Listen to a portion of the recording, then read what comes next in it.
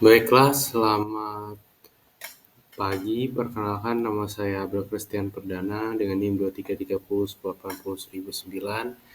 Saya dari PSKPS Angkatan 2023. Baik, jadi pada kesempatan kali ini saya akan menjelaskan tugas-tugas yang diberikan oleh Dr. Oski, yaitu tentang patofisiologi dari gagal jantung.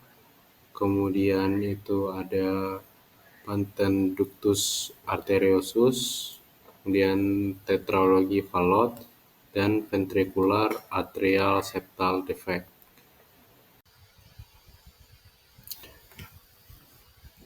Oke, untuk gagal jantung. Gagal jantung itu adalah ketidakmampuan jantung untuk memenuhi kebutuhan suplai darah ke organ tubuh. Nah, untuk etiologinya itu bermacam-macam. Bisa dari aritmia, bisa dari emboli paru, bisa penyakit tiroid, penyakit katup, stenosis, gagal ginjal, seperti itu. Nah, ini nanti bakal meningkatkan preload. Dari preloadnya meningkat, tapi cardiac outputnya itu rendah. Nah, bila curah jantung itu tidak cukup untuk memenuhi kebutuhan metabolisme, maka jantung itu akan memberikan respon mekanisme kompensasi untuk mempertahankan fungsi jantung agar tetap dapat memompa darah secara adekuat. Oke, bila mekanisme tersebut telah maksimal digunakan dan curah normal tetap tidak terpenuhi, maka setelah itu akan timbul gejala gagal jantung. Nah, terdapat 3 mekanisme primer yang dapat dilihat dalam mekanisme respon kompensatorik, yaitu meningkatnya aktivitas androgenik simpatis, meningkatnya beban awal akibat aktivasi sistem renin-angiotensin-aldosteron atau RAAS, dan hipertrofi ventrikel. Menurunnya volume sekuncup pada gagal jantung akan meningkatkan respon simpatis kompensatorik. Hal ini akan merangsang pengeluaran katekolamin dari saraf-saraf androgenik jantung dan medula adrenal. Denyut jantung dan kekuatan kontraksi akan meningkat untuk menambah curah jantung. Selain itu juga terjadi vasokonstriksi arteri perifer untuk menstabilkan tekanan arteri dan redistribusi volume darah untuk mengutamakan perfusi ke organ vital seperti jantung dan otak. Aktivitas sistem renin-angiotensin-aldosteron akan menyebabkan retensi natrium dan air oleh ginjal, meningkatkan volume ventrikel dan renggang serabut. Peningkatan beban awal ini akan menambah kontraktilitas miokardium sesuai dengan mekanisme Frank-Starling. Respon kompensatorik yang terakhir yaitu pada gagal jantung ini adalah hipertrofi miokardium atau bertambahnya ketebalan otot jantung. Hipertrofi ini akan meningkatkan jumlah sarkomer dalam sel-sel miokardium. Sel-sel sarkomer ini dapat bertambah secara paralel atau serial bergantung pada jenis beban hemodinamik yang mengakibatkan gagal jantung. Awalnya respon kompensatorik sirkulasi ini memiliki efek yang menguntungkan, namun pada akhirnya mekanisme kompensatorik dapat menimbulkan gejala dan meningkatkan kerja jantung. Baik, untuk gagal jantung itu terbagi menjadi 2 lagi, itu gagal jantung sistolik sama gagal jantung diastolik. Gagal jantung sistolik itu terjadi ketika si jantung itu tidak cukup memompa darah. Nah, itu bisa terjadi karena kontraksi otot itu lemah, karena preload-nya itu terlalu banyak, sehingga si otot jantung itu terlalu meregang. Itu nanti menyebabkan fraksi ejeksinya menurun. si cardiac outputnya juga ikut menurun. Nah, untuk gagal jantung diastolik ini dia bisa memompa dengan baik, tetapi tidak bisa mengisi dengan cukup. Tidak bisa mengisi dengan cukup itu karena si ventrikelnya itu kan ototnya sudah hypertrofi. Ketika ototnya itu hypertrofi, berarti nanti ruang di dalam ventrikelnya itu jadi semakin kecil, sehingga stroke volumenya juga cardiac outputnya juga menjadi lebih kecil. Seperti itu. Jadi kedua kondisi ini sama, cardiac outputnya turun, cuman yang satunya karena kontraksi ototnya lemah, yang satunya itu karena si ruang ventrikelnya itu lebih kecil.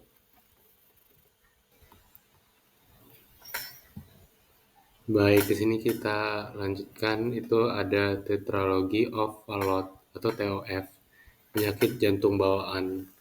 Itu ada 4 kelainan jantung yang akan kita lihat sebentar lagi. Baik, ini adalah gambaran jantung normal. Ini bisa dilihat ada atrium kanan, ventrikel kanan, atrium kiri, ventrikel kiri, aorta, arteria pulmonari. Next, di sini ada kelainan yang pertama itu ada stenosis.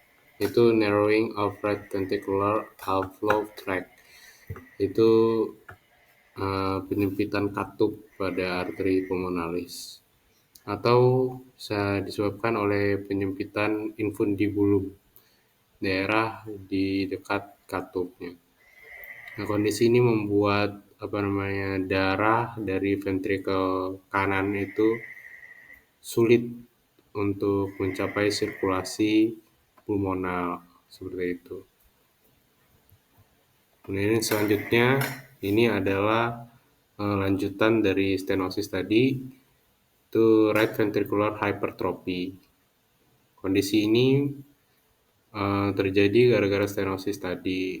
Otot si ventrikel itu jadi menebal untuk memompa lebih kuat, memompa darah lebih kuat, sehingga dia bisa melampaui stenosis. Baik, yang ketiga itu ada large ventricular septal defect. Dimana ini adalah gap di antara ventricle gitu, di septum antar ventricle gitu. Bisa dilihat ada ruang terbuka seperti itu di septumnya. Ini nanti bakal ngebuat darah dari salah satu ventricle itu terdorong. Misalnya dari ventricle kanan, ventricle kiri, atau sebaliknya, seperti itu. Nah, untuk large ventricular septal defect, ini kita bisa lihat darah yang terdorong itu tergantung dari tekanannya di tiap ventricle. Umumnya bila tanpa TOF, tanpa obstruksi seperti itu, darah itu tekanannya lebih tinggi di ventricle yang sebelah kiri. Jadi darah yang teroksigenasi itu bakal terdorong ke ventricle kanan seperti itu. Tapi bila dalam kondisi TOF ada obstruksi seperti itu, misalnya kayak stenosis seperti tadi, tekanan di ventricle kanan itu bisa lebih besar daripada di ventricle kiri, sehingga darah yang terdeoksigenasi itu bakal terdorong ke ventricle kiri seperti itu. Sehingga nanti ini bisa membuat kondisi yang disebut dengan sianosis seperti itu. Karena darah yang terdeoksigenasi tadi juga terpompa ke sistemik seperti itu. Kemudian ini ada overriding aorta. Ini si muara aortanya itu dia dekat sama apa namanya, defect tadi ya, ventricular septal defect. Jadi itu membuat darah dari salah satu ventricle itu, misalnya ventricle kanan di sini dalam kasus ini, dia lebih apa masuk ke aorta seperti itu.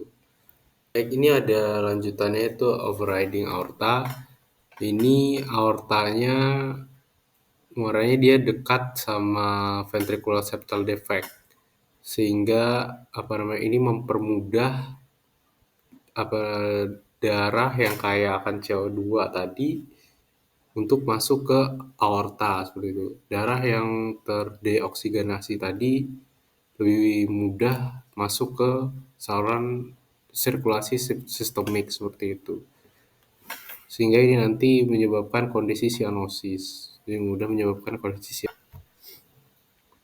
Nah, untuk overriding aorta ini tadi sebenarnya dia bisa tepat berada di atas dari ventricular septal defect seperti itu, seperti menyambut, seolah-olah seperti menyambut seperti itu darah yang dari ventricle kanan, atau dia posisinya bisa agak sedikit ke kiri, tapi tetap muara aortanya itu dekat sama ventricular septal defect.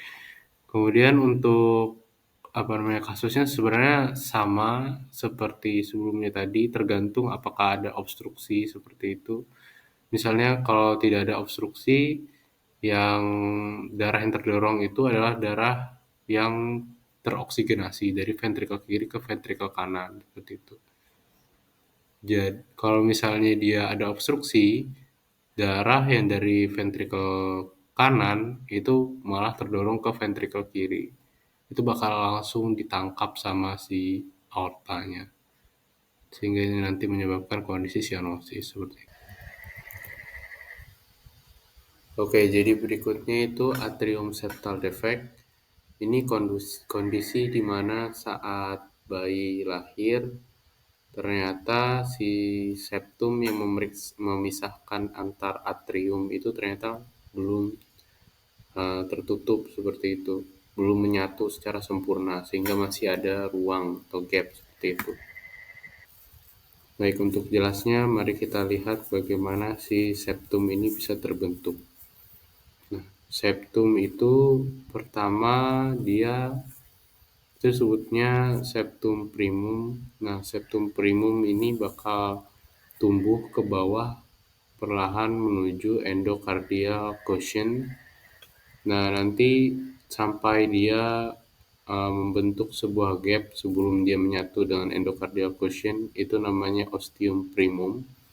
Nanti dia bakal menutup ostium primum itu, kemudian si septum primum ini bakal membuka seperti itu. Itu namanya ada septum secundum. Nah, kemudian ada septum secundum. Septum secundum ini juga akan tumbuh ke bawah, bertumbuh ke bawah menuju endocardial cushion. Tapi nanti dia di sini bakal menyisakan gap seperti itu. Nah, gapnya ini, ruangnya ini namanya itu adalah foramen ovale. Nah, gunanya ini untuk apa? Ketika bayi dalam kandungan itu kan dia masih mendapat darah yang teroksigenasi gitu dari ibunya. Nah, darah teroksigenasi ini nanti dia bakal bisa lewat dari dari atrium kanan ini lewat ke foramen ovale ke atrium kiri seperti itu untuk di sirkulasikan ke seluruh tubuh. Kenapa? Karena saat bayi itu berkembang dalam kandungan, paru-parunya kan belum sempurna seperti itu. Dan ini toh juga darah yang teroksigenasi. Jadi dia bisa lewat foramen ovale gitu untuk diserahkan ke seluruh tubuh. Seperti itu. Nah, ternyata pada orang yang normal kedua septum ini nanti bakal menyatu hingga membuat septum atrium seperti itu. Itu ketika sudah lahir biasanya sudah menyatu. Nah, tapi ternyata pada beberapa kasus septumnya ini tidak menyatu sehingga menyisakan ruang yang bisa dilewati seperti itu. Nah, kan pada seperti dijelaskan sebelumnya, tekanan yang ada di bagian kiri jantung itu biasanya lebih kuat daripada tekanan yang ada di bagian kanan jantung. Hal ini adalah atrium kiri, sehingga darah dari atrium kiri itu dia bisa terdorong masuk ke atrium kanan, sehingga darah yang teroksigenasi nanti bakal terpompa lagi ke arteri pulmonalis. Nah, seperti itu. Nah, ini nanti bakal membuat kondisi asionotik. Nah, jadi eh, darah yang kaya oksigen itu ada di kiri dan di kanan jantung. Nah, berikutnya itu ada ventricle septal defect. Ini kondisi di mana saat bayi lahir itu ternyata septum ventrikelnya itu tidak menyatu dan sempurna, sehingga membuat gap yang nanti bisa membuat darah itu terdorong dari satu ventrikel ke ventrikel lainnya. Nah, untuk perkembangannya pada saat bayi dalam kandungan itu bisa dilihat di gambar yang sebelah kanan. Itu muscular ridge, bagian dari apex, dia itu bakal tumbuh ke atas ke arah endocardial cushion. Dan membranous region dari endocardial cushion itu bakal tumbuh ke bawah. Sehingga nanti mereka ini bakal menyatu. Saat lahir itu biasanya mereka sudah menyatu, nanti membentuk septum ventricle. Ternyata tidak semua seperti itu, tidak semua orang seperti itu, sehingga adalah kondisi seperti ini, ventricle septal defect. Oke, untuk sirkulasinya itu bisa dilihat seperti gambar di sini. Gambar yang sebelah kiri ini, kalau darah dari sirkulasi yang di sebelah kiri itu tekanannya lebih rendah daripada darah yang di sirkulasi sebelah kanan, sehingga darah dari ventrikel kanan itu bakal terdorong masuk ke ventrikel kiri. Darah yang kaya akan oksigen nanti bercampur di sini, sehingga nanti darah ini kayak dipompa lagi ke arteri pulmonalis seperti itu. Jadi yang di sebelah kanan ini nanti saturasi oksigennya juga naik, jadi tinggi. Apa yang di atrium kanan sama ventrikel kanan, seperti itu. Tapi pada kondisi yang sudah lama seperti ini, darah dari kanan ke kiri, dari kiri ke kanan, itu lama-lama volume sirkulasi yang sebelah kanan ini bakal lebih tinggi nanti, jadi lebih tinggi daripada yang sebelah kiri, sehingga darah dari ventrikel kanan itu bakal terdorong ke ventrikel kiri. Darah yang kaya akan CO2 nanti bakal terdorong dan bakal dipompa ke sirkulasi. Nah, kondisi kayak gini bisa menyebabkan sianosis seperti itu. Baiklah, demikian penjelasan yang bisa saya sampaikan. Mohon maaf sebelumnya bila ada salah dalam perkataan. Sekian, terima kasih.